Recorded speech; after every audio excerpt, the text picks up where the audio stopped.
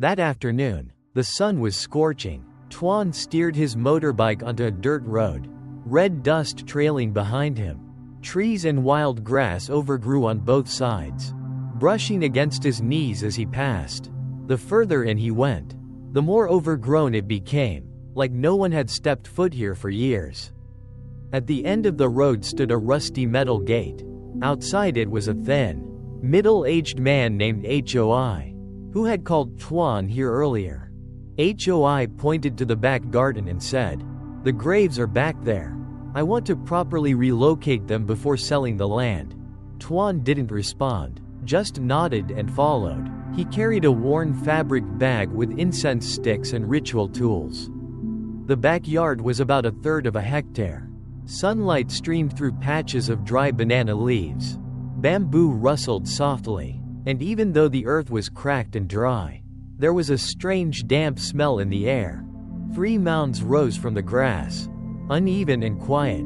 Hoi pointed. "These 2 are my grandparents. The one over there, I don't know. It's been there since I was little. The villagers say it's an abandoned grave." Tuan stepped closer. No gravestone, no incense, just a small, round mound covered in moss and dead leaves. The air around it felt colder, even under the harsh sun. He turned to Hoi and asked, "No one ever tried to dig it up?" Hoi frowned, voice dropping. "Someone did. Years ago. They hit it with a shovel just a few times, then slipped and broke their arm. It wasn't even rainy. Since then, everyone avoids it. Me too." Tuan looked carefully, then took out a stick of incense from his bag, lighting it and gently placing it into the soil. The breeze was barely there, but the flame flickered unnaturally and died.